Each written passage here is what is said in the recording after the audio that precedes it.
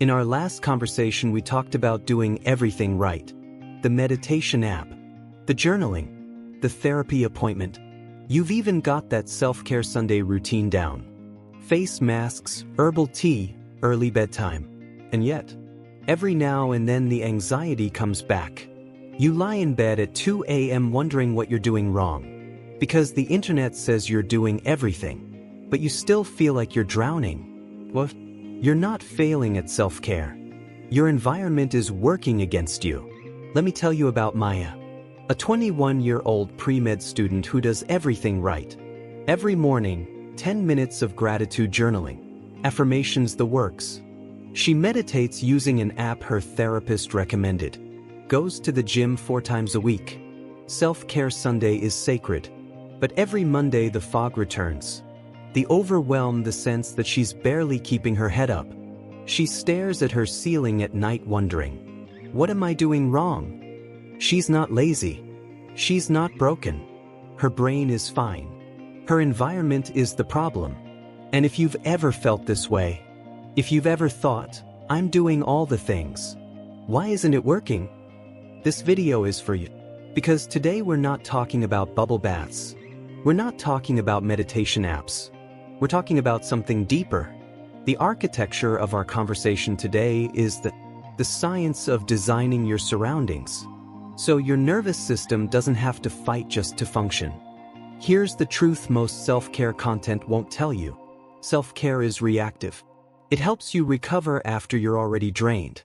But what if instead of constantly recharging, we could redesign our surroundings so we don't burn out in the first place?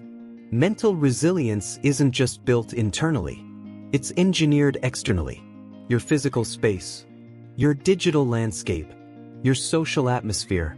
These aren't just backdrops to your mental health. They're the infrastructure. According to the American Psychological Association, chronic stress isn't just about workload. It's about sustained environmental triggers. And the World Health Organization defines burnout as a workplace phenomenon driven by unmanaged chronic stress. This isn't about trying harder. It's about building smarter. We don't just manage stress. We design against it. This is Unspoken Fractures. Subscribe to Rebuild. So what is environmental psychology? It's the study of how your surroundings shape your mental state, not just influence. And the research here isn't subtle. The World Health Organization has been tracking this for decades. They found something clear. Your living environment doesn't just affect your mood. It reshapes your biology. Chronic noise, overcrowding, no natural light. These aren't minor annoyances. They're measurable anxiety triggers. Depression accelerators. The American Psychological Association studied clutter. They found something fascinating. Physical mess raises cortisol. That pile of clothes on your chair? That stack of papers on your desk?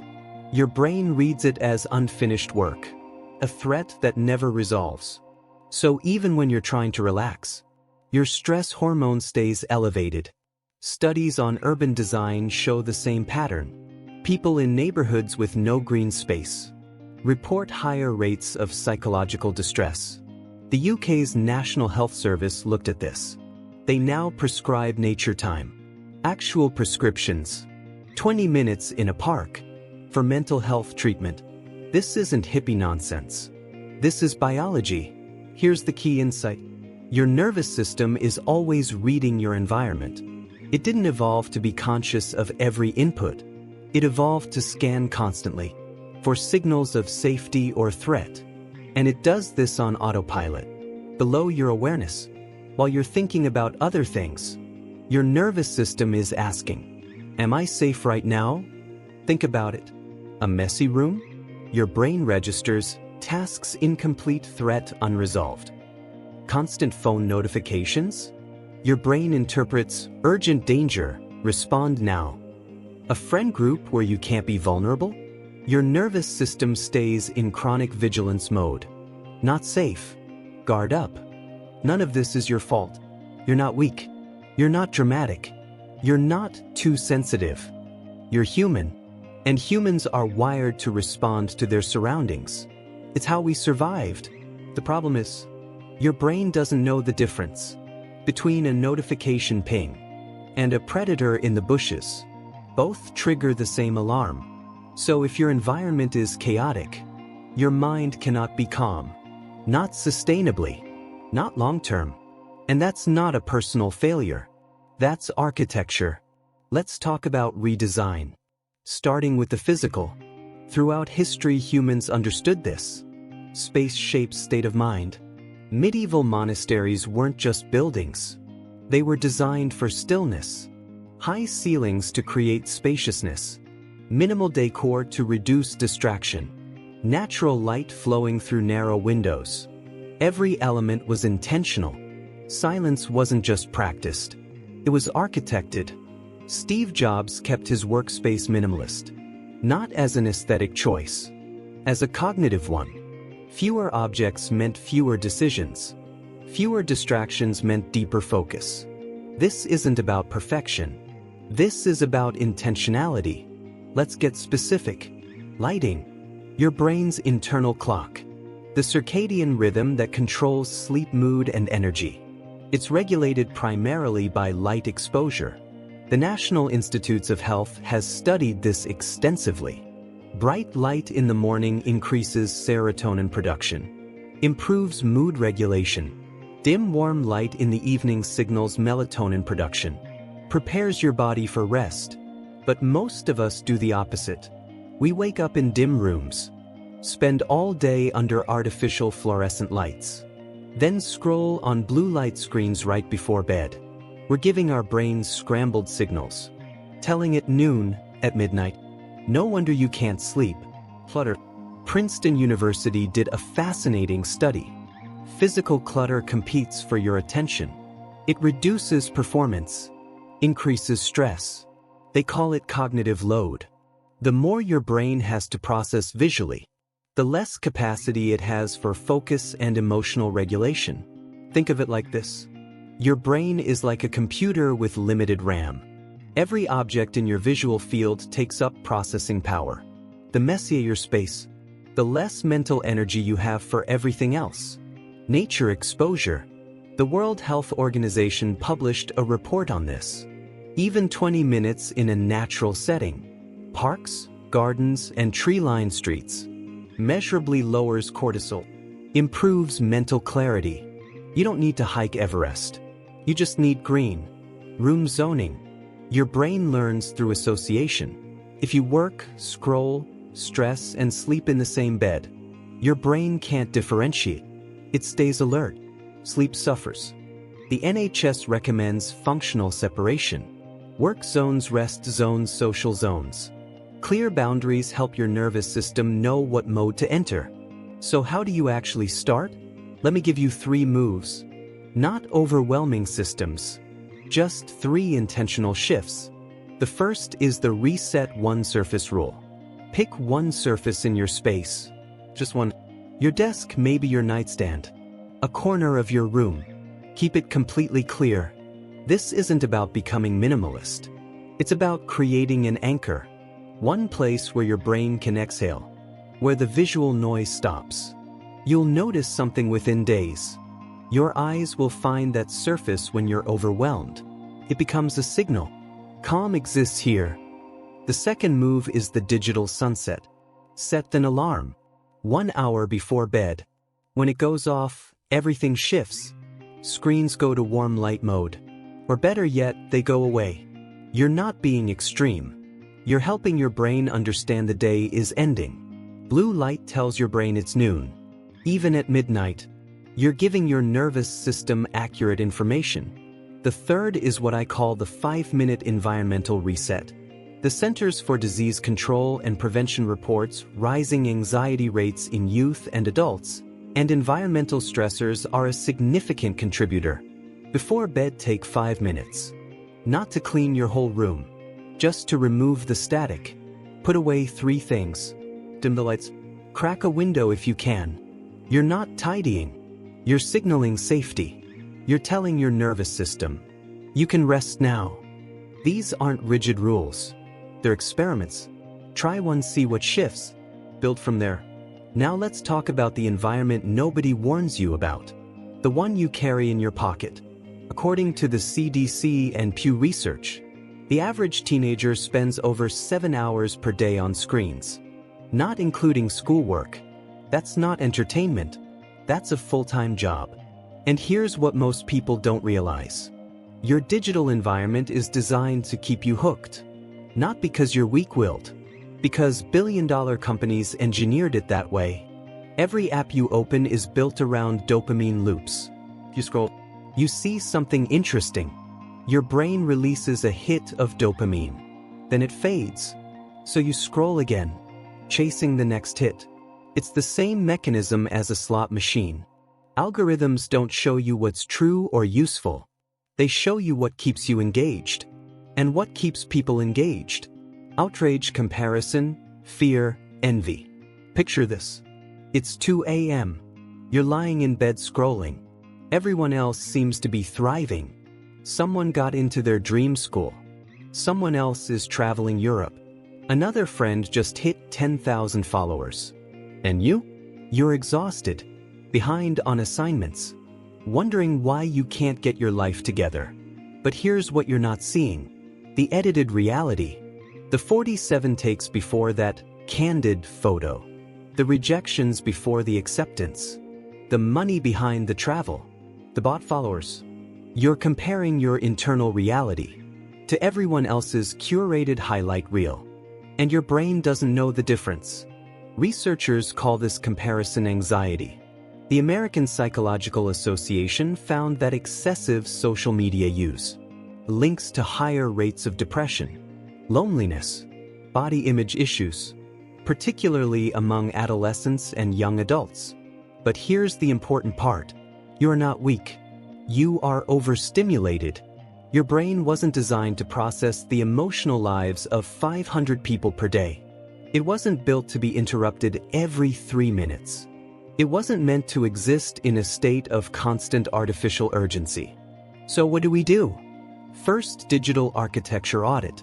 Open your phone. Look at your apps. Ask yourself one question. Is this adding value, or am I just filling time? Delete or hide anything that leaves you feeling worse. Not guilty, just honest. Second, notification pruning. Turn off all non-essential notifications. Yes, all of them. If it's important, people will reach you. Most notifications are manufactured urgency. Your phone pretending everything is urgent. So you'll pick it up. Third, home screen redesign. Move social media apps off your home screen. Add a friction layer. One extra swipe, one folder deep. That brief pause? It's enough for your prefrontal cortex to ask, do I actually want to open this? Most of the time the answer is no. You just wanted to escape boredom for 3 seconds. Fourth, social media fasting window. Choose specific hours where you're offline. Not forever, just boundaries. Maybe no phones before 9 a.m. or after 9 p.m. You're not missing out.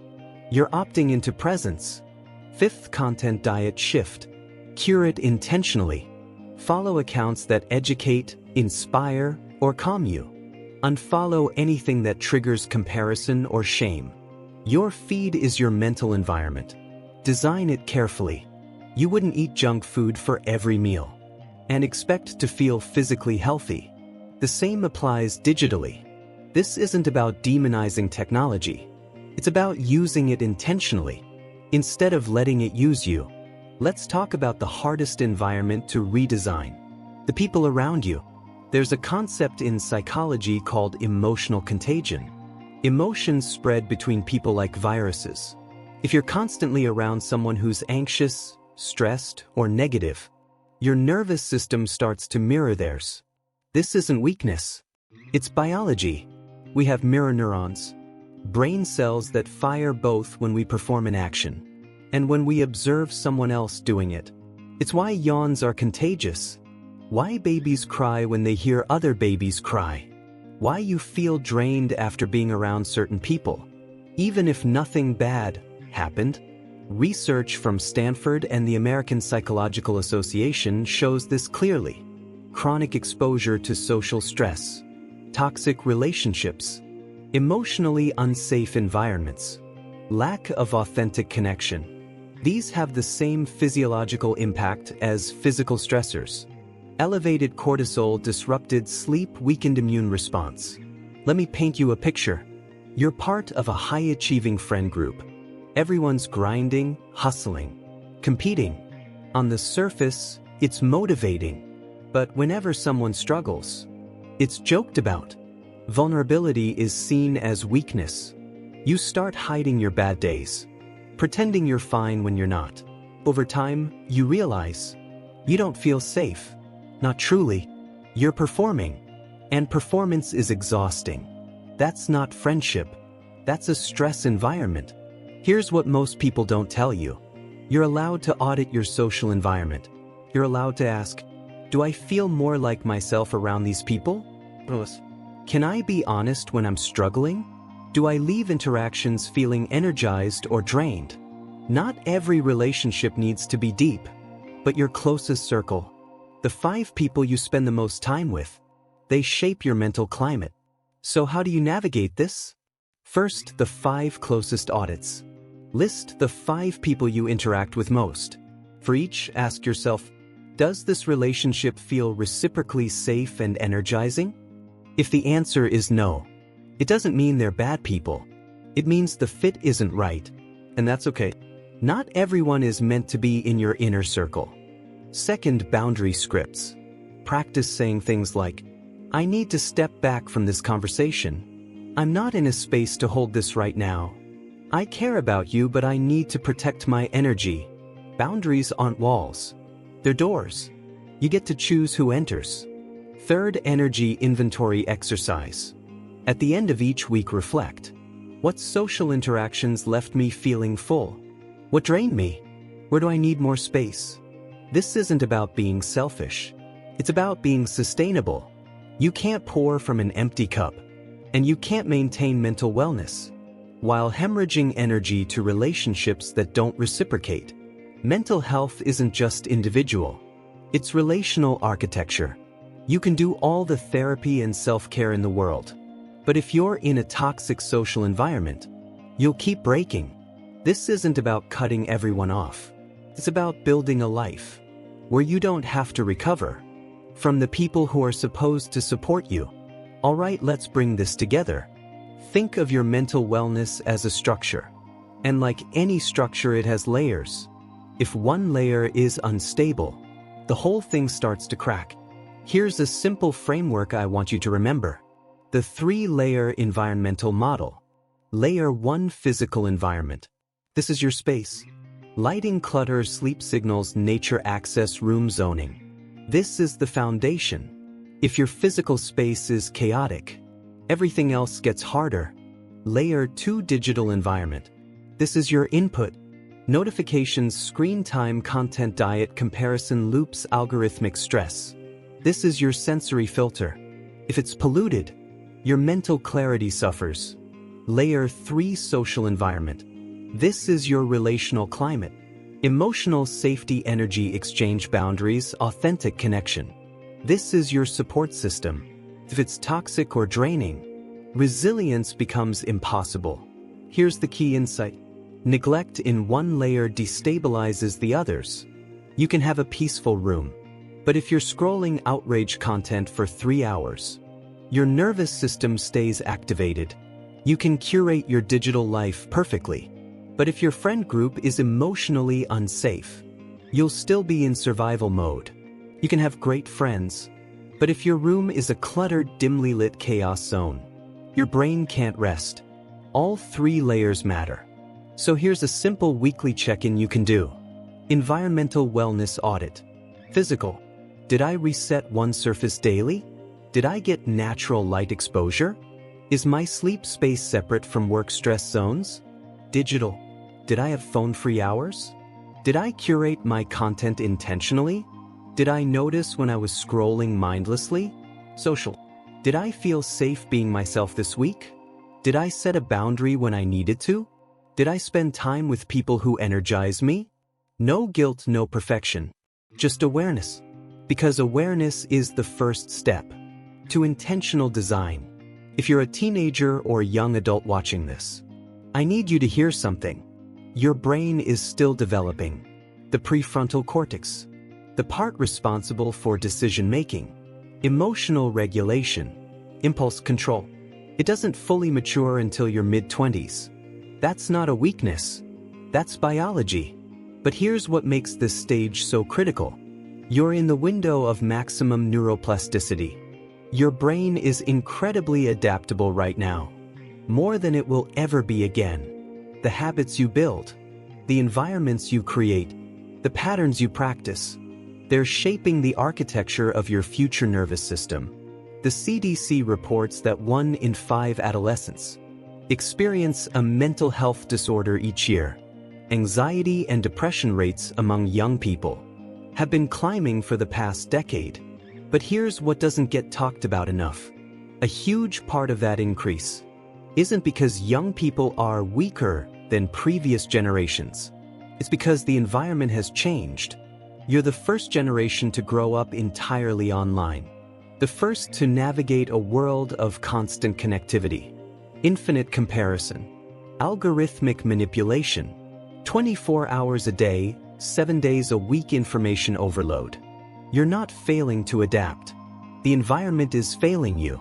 And that's exactly why environmental design matters so much right now. The National Institutes of Health found this. Adolescents who practice environmental regulation strategies, things like digital boundaries, sleep hygiene, social selectivity, they show significantly better long-term mental health outcomes. You're not just surviving your environment, you're building the architecture of your future nervous system. Every time you choose to put your phone down an hour before bed, you're training your brain to wind down. Every time you clear a surface, you're signaling calm. Every time you set a boundary, you're teaching your nervous system what safety feels like. This isn't self-help. This is self-architecture. And the best part? You don't have to do it perfectly. You just have to start. Remember Maya? The pre-med student doing all the self-care, but still drowning. Here's what changed. She didn't add more routines. She didn't try harder. She redesigned. Physical shift. She moved her desk away from her bed. Work and rest separated. She started opening her blinds first thing in the morning. Natural light circadian reset. She kept one corner of her room completely clear. Her anchor point, digital shift. She deleted Instagram off her phone for 30 days. Not forever, just a reset. She turned off all non-essential notifications. She moved her alarm clock across the room, so she couldn't scroll in bed. Social shift. She had an honest conversation with her study group. She told them she needed space to be human, not just productive. Some people didn't get it. One friend did. That one friend became her anchor. 3 months later, she still has hard days. She still feels stressed. But here's the difference. She's not constantly recovering anymore. Her baseline shifted. She has space to breathe. She's not fighting her environment. She built one that supports her. Not a miracle. A design shift. And you know what she told me? I used to think I was bad at taking care of myself. Now I realize I was just living in a space that made self-care impossible. So let me leave you with this. You're not failing at self-care. You're fighting bad architecture. And you don't have to fight anymore. You can build. Self-care helps you survive the storm. Environment design prevents the storm. If this video felt personal, if it hit something deep, it's because your mind is asking for better architecture. And that's not a sign of weakness. That's a sign of awareness. You're not broken. You're not behind. You're just ready to build differently. You can't control the world, but you can control your corner of it. You can reset one surface. You can turn off notifications. You can choose who gets your energy. You can design a life where your nervous system feels safe. Start with one surface, one alarm, one 5-minute reset. You don't need to overhaul your entire life tonight. You just need to signal to your nervous system. We're designing for calm now. And to help you actually do this, I've created a free environmental wellness toolkit. It's a simple guide with 3 things. 1 3-layer audit checklist. 20 questions that show you exactly where to start. Physical, digital, social. 2. The weekly environmental reset. A simple 15-minute routine to maintain your architecture. 3 boundary scripts you can actually use when your social environment needs redesign. You can download it free in the description below. No email required. Just click and go. Now maybe you're watching this thinking, my environment is fine. My problem is different. That's okay. You might need our video on breaking perfectionism, or the one on building consistency when your brain resists. We're building a full mental health map here. Different episodes for different parts of the journey. Click the playlist in the description. Find the one that speaks to where you are right now. This is Unspoken Fractures. You're not alone. You're not too much. And you're absolutely capable of designing a life that feels livable. Your physical space matters. Your digital input matters. Your social climate matters. Your environment is listening. Make it safe, start small, start today. Start with 1 layer. Thanks for being here. Drop your thoughts in our comments box and I'll see you in the next one. Like and subscribe to hear from us again.